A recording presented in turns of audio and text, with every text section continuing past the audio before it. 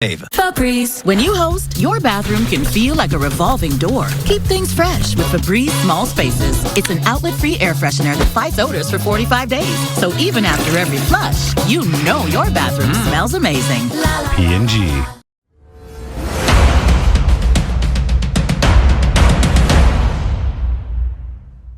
Welcome to our podcast, Race and Place, where we discuss all controversies about society and why, despite decades upon decades fighting for equality among any minority, we still run into issues today.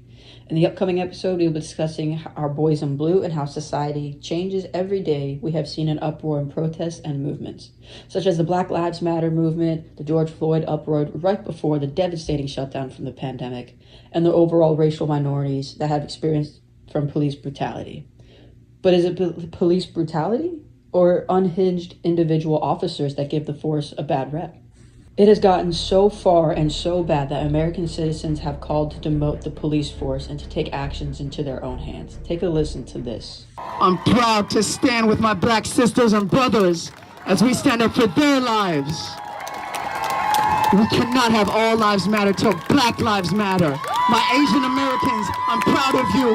My black folks, my Latinos, my Native folks, let's stand together. Let's not let them turn us on each other. The people united will never be divided. The people united. Wow, that was chilling. I can only imagine what it must have felt like to be actually at that protest.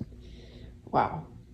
That excerpt comes from a real protest occurring in Los Angeles about 4 years ago, and it's sad to say not much has changed since. While we do not see as many protests today, such as the one you just listened to, Brothers in Blue are still acting with violence against racial minorities, and sometimes it ends in the death of an innocent. The most innocent that was gunned down by an officer was Sonia Macy, who was shot and killed inside her own home. I won't give away too many details as we discuss this particular gut-wrenching case in our episode, but after reviewing some of the body cam footage that was released, it is heartbreaking to see the unhinged officer, Sean Grayson, gun down a mother inside her own home, especially after such a calm encounter just moments before shots were fired. We were able to secure an exclusive interview with Grayson to figure out just why he decided to pull the trigger instead of resorting to other methods that would have resulted in the death of Macy. That is something you're going to want to hear. Like I stated before, is it the police force that are giving the brutality name? Or is it officers such as Grayson that should not be on the force that are causing these issues that minorities are still facing today?